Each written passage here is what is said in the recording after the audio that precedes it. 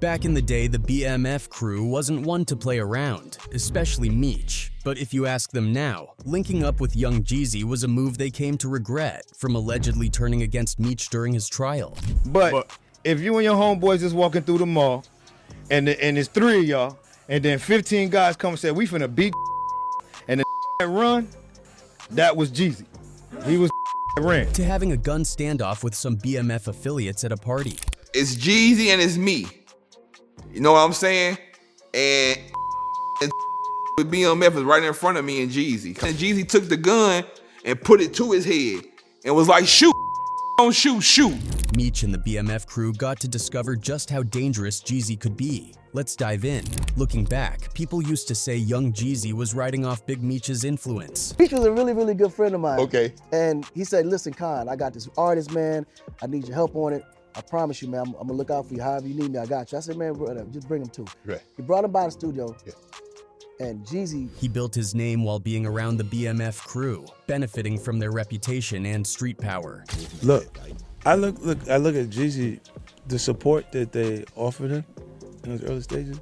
I don't think there's Jeezy without BMF. Everybody knows how BMF started. Two brothers, Demetrius and Terry Flannery, better known as Big Meech and Southwest T, came up from a tough background. These two brothers who came from Detroit, came from nothing. Seeing no real way out, they got into the D game. Over time, they became some of the biggest D dealers of their era. As their operation grew, Meech's love for music led him to start the BMF Entertainment label. In fact, word was that the record label was created to neutralize his shady dealings. This ended up attracting artists like young Jeezy.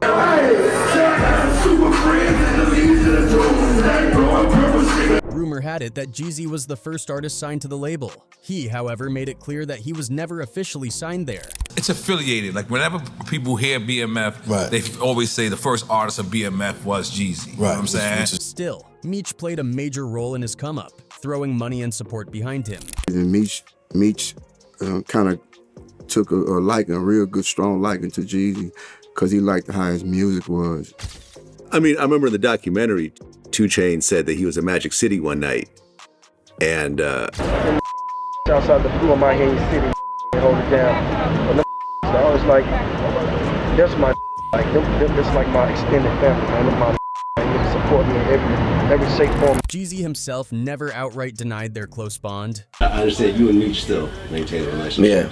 He even shared stories about his wild times with Meech, like how the guy could spend an entire day just listening to music. Man, you know, I used to go, man, he'd sit around the house and smoke music all day. And when I say all day, I mean until it's club time.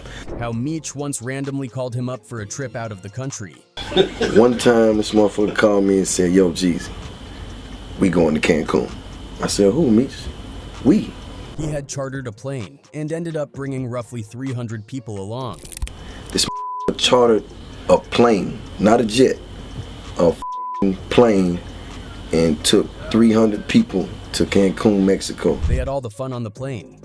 Every stripper in Atlanta, everybody who wanted to go, nobody was exempt, and we flew to Cancun on a plane that he chartered, and the was serving Cristal on the plane. But things were not going to go smoothly for long. Everything changed when the feds started closing in. BMF had already locked down cities like North Carolina, Ohio, and Tennessee, leaving a trail of D's and violence. Law enforcement had been trying to pin them down for years. So many different people around. That's what made it so hard to know who was actually a federal agent and who was actually a person out just having a good time on the party scene with us.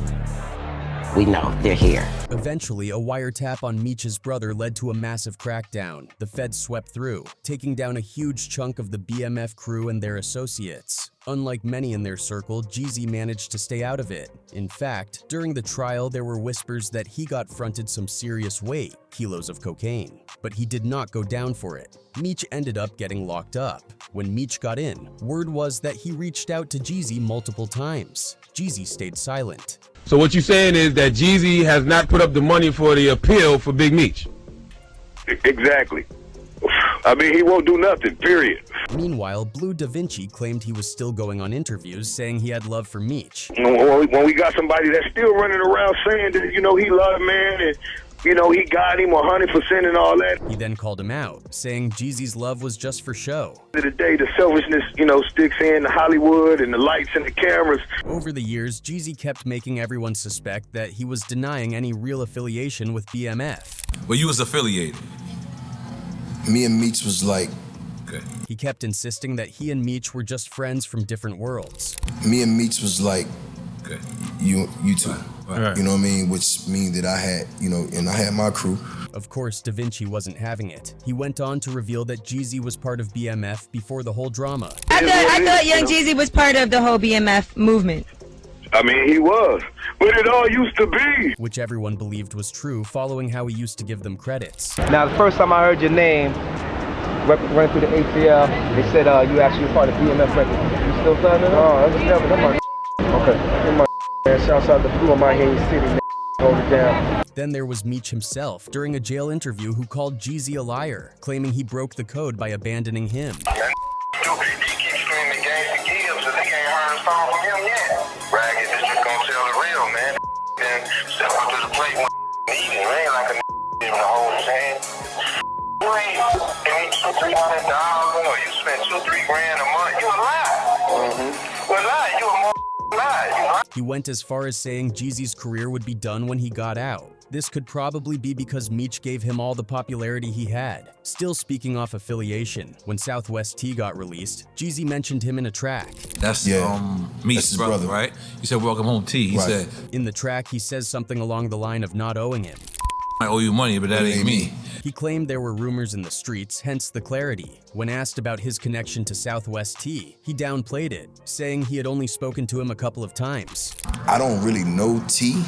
I knew of T. Right. Because the 2 times I met T the 2 times I talked to T was the first time I was at a party with Puff. But words on the street was otherwise. So from then, people had their own thoughts on what the real story was. To his defense, many people believed that Jeezy just wanted to avoid getting caught up in the mess. One guest from interview wasn't having it. He felt that everyone wanted to be part of BMF when things were good. But once Meech was locked up, it was a whole different story.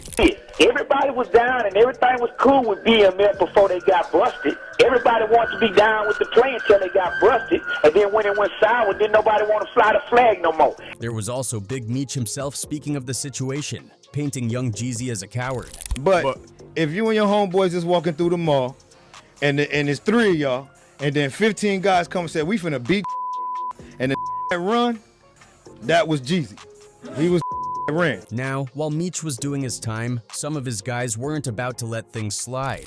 And I believe BMF shows up at one of your parties? Yeah. They showed up at a party that we had at Club Royal. It was a CT party. They was invited. It was supposed to be a chill moment, but things got heated real fast. They came to our party. They happened to have a white boy from Macon with them, right? It was a white boy from Macon.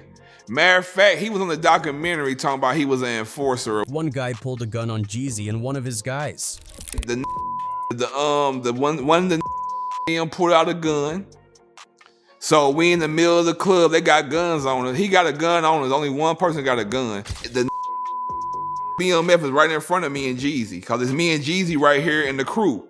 And he still got the gun pointed right at Jeezy. Jeezy just kept his cool, then forcing the gun to his head, daring the guy to pull the trigger. Jeezy like, I ain't gonna shoot.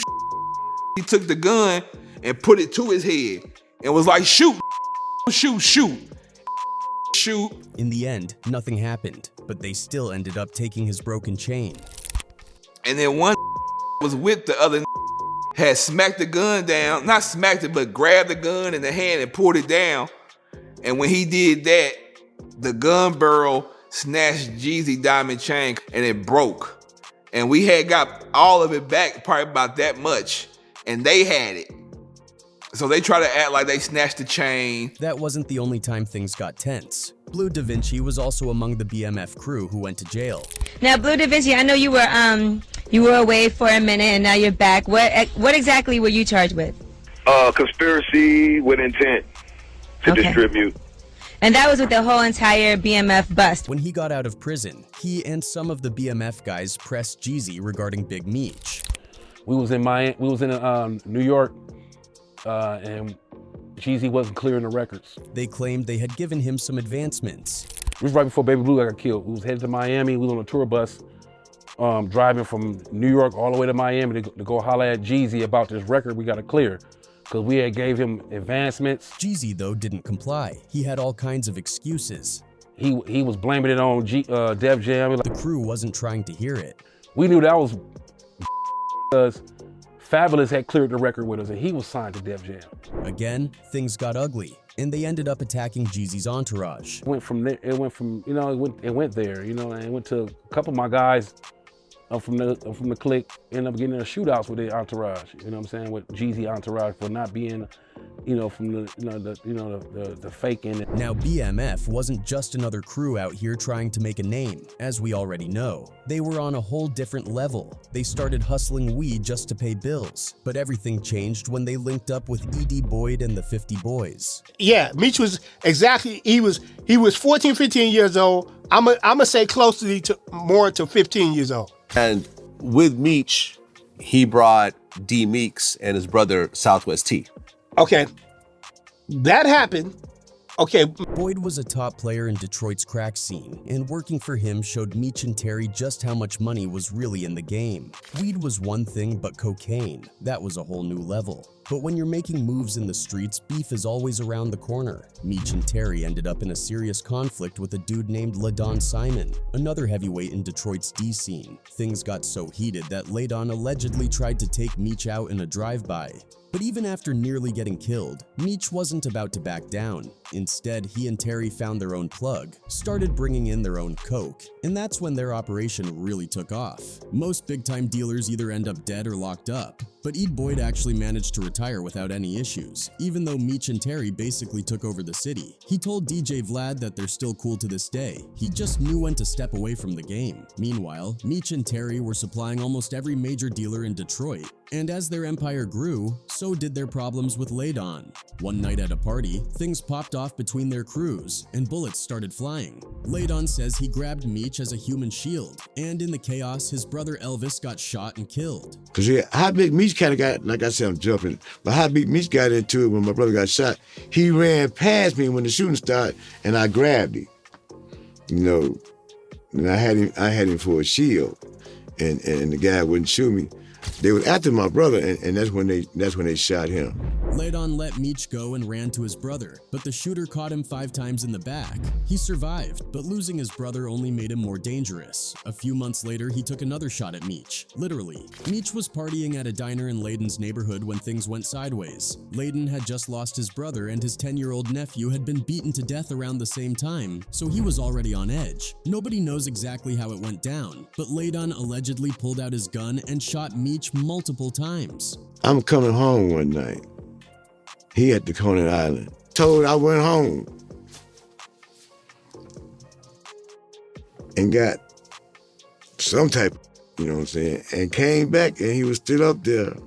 I got in the Jeep with him, and they say it was like 18 times. For most people, getting shot would be a wake-up call, a reason to fall back. But not Meech. Just a few days later, he was back on his feet and more determined than ever to take BMF to the next level. Detroit was locked down, but Meech had bigger plans. In 1990, he made the move to Atlanta to expand the empire. While Terry held things down in Detroit, Meech hit the East Coast and started making connections. But instead of muscling out the competition, he did things differently. He hit up all the clubs, spent ridiculous amounts of money, and got everyone's attention. That's how he met all the major players in Atlanta. Instead of starting a war, he supplied the dealers already running the city. Less drama, more money. At this point, BMF's plug was in Colombia, and the weight was moving through Florida into the US. Everything was running like a well-oiled machine, and Meech's strategy was paying off. The flash, the money, the power. It was all just getting started. But when the feds started tightening up on their supply chain, Meech had to make a move. So he headed out to LA to lock in a new plug. And just like that, BMF leveled up again. Within a few years, they had operations running in Alabama, Florida, Kentucky, Louisiana, Mississippi, Missouri, North Carolina, you name it. By the early 2000s, they weren't just a D empire anymore. BMF had turned into a full-blown brand. Terry and Meech had always been deep in the rap scene, rubbing shoulders with artists and living that superstar lifestyle. But Meech took it a step further, and that was when he launched BMF Entertainment, a record label and promotion company that doubled as a way to clean their money. Meech said, I'm out so much in the streets, when am I doing anything else? You know, I'm promoting my record label. Smart move, right? Well, the problem was, Meech's larger-than-life persona put way too much heat on the operation. Terry had always been the more low-key one. He knew that flashing money left and right was a surefire way to get the feds watching. Terry didn't like that Meech was a party animal because, you know, it just brought so much attention. It was like a big disagreement. But Meech, that was his whole business strategy. He'd roll into a new city, hit the clubs, and drop anywhere from $50K to $100K in a single night. That kind of stuntin' had all the local hustlers taking notice, and before long he'd be plugged in with the top dealers. Back in the day, that was just how things worked. But once BMF Entertainment took off, the whole world was watching. Meech wasn't just throwing money around, he was showing off his luxury cars, his mansions, and even putting up billboards with the BMF logo. At that point, Terry had enough. He saw where this was heading and started distancing himself. And then, in 2003, everything took a turn for the worse. That November, Meech got caught up in a deadly shooting at Club Chaos in Atlanta. He got into it with Anthony Wolf Jones, Diddy's ex-bodyguard, and before long, shots were flying. Wolf and his boy Lamont Gertie were both killed, and Meech himself got hit in the backside. He was booked for a double homicide, but the case was weak, and the judge let him out on house arrest. So now Meech is charged with a double murder, but he's out on bond and he's on house arrest. So now he's at the house. Still, the damage was done. His arrest drove an even bigger wedge between him and Terry. By this point, BMF was already showing cracks. Terry was out west running his end of the business while Meech was still flexing in Atlanta. At Meech's 34th birthday party, tensions boiled over when a bunch of his guys showed up rocking Free Big Meech shirts. They even brought in a monitor so Meech could address the party from house arrest. Things got so tense that people allegedly started pulling out guns. Nothing major went down that night, but it was clear BMF was falling apart. The feds had been after them since the 90s, but in 2004, they finally got the break they needed. A small-time dealer in Atlanta named DeCarlo Hoskins flipped, which led them to two higher-ups in BMF, Omari McCree and Jeffrey Lair. Once the cops tapped their phones, they realized just how deep the organization ran. Omari was running a side business with Jeffrey Lair without Meech's permission.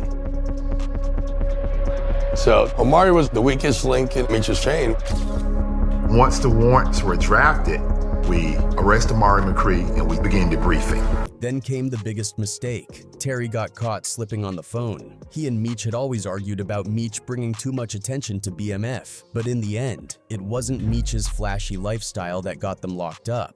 It was Terry talking business over a tapped line. From what I understand, really, most of the evidence was coming on Terry's side because of all the wiretaps and everything else like that. They didn't really catch Meech with a whole lot of stuff, but then again, you have the hearsay. For 5 months, the feds listened in, gathering 900 pages of evidence. By 2005, it was game over. The DEA had been quietly building their case, and by October, they had already arrested 17 BMF members and seized millions in cash, Ds, and assets. Then came the big hit. 30 more arrests, including Meech and Terry. The numbers were insane. According to the feds, BMF was moving 2,500 kilos of coke a month. At its peak, they allegedly had over 500 people working for them. The entire organization crumbled, with around 150 arrests in total. When it was all said and done, Meech and Terry both pleaded guilty and got hit with 30-year sentences. From selling dime bags on the streets of Detroit to running a nationwide empire worth hundreds of millions, they had built something legendary. But when you're moving that kind of weight, it's only a matter of time before the law catches up. Fast forward to 2020 and Terry caught a lucky break. He got released on house arrest due to COVID-19. Meech's team tried to get him out too, but the government wasn't having it. A US attorney even said that Meech was still glorifying his past and showed no signs of changing. But even behind bars, Meech managed to secure a win. His original release date was 2031, but thanks to changes in sentencing guidelines, he got a few years shaved off. It wasn't freedom, but it was something. A few months back, Meech got out, but let's be real. Things have been anything but chill. Drama's been flying everywhere, and one of the biggest names stirring the pot, none other than 50 Cent. And why? Because Meech linked up with Rick Ross for some project and 50 wasn't feeling it. Next thing you know, 50's out here claiming there's proof that Meech had snitched his way out. And just when people thought he was bluffing, boom, he dropped the bomb. First, it was that Tammy Cowan had helped Meech snitch. Following that, he claimed that Cuffy's nephew, Bebe, had an audio recording of a three-way call between him, 42 Doug, and Big Meech. And let's just say, things went left real fast. Once the audio leaked, it was exactly the kind of chaos everyone expected. On the call, Bebe wasn't holding back. He was pressing Meech hard, asking the questions that had everybody talking. Like, why was Meech still rocking with Tammy Cowans after all the shady stuff that went down with Cuffy? If she really helped the feds take down BMF associates, why was she still in the picture?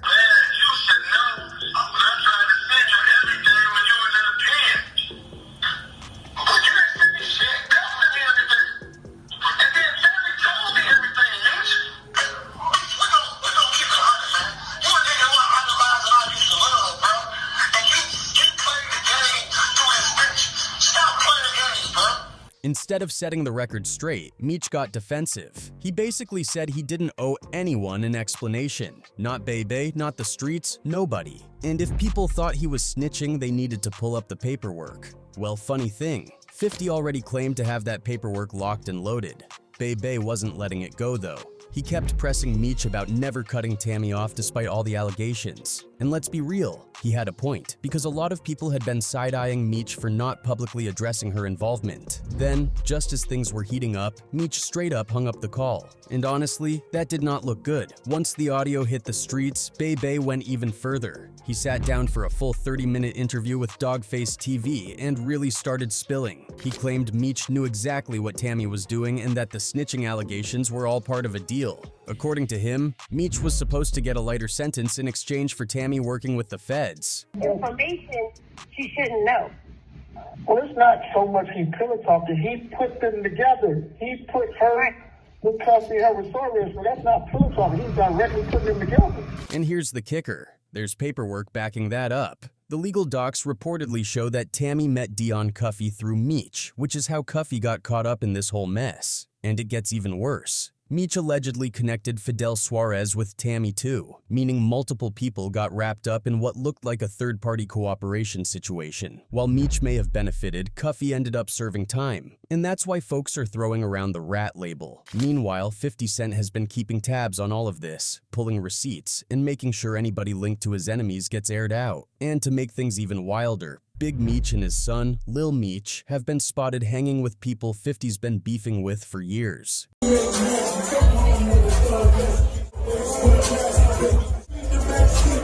And let's not forget, 50 has been going at Lil Meech heavy too, even leaking messages showing Lil Meech trying to stay on his good side. He even threatened to drop him from the BMF show entirely. And just when people thought he'd let up, 50 doubled down, pushing those substance abuse rumors and claiming producers and cast members had seen it firsthand. Oh, and he even accused Big Meech of enabling his son's behavior. At this point, this whole situation is a complete mess, and it's nowhere near dying down. The streets want answers. Bebe is turning up the heat, and 50 is out here exposing paperwork that could change everything.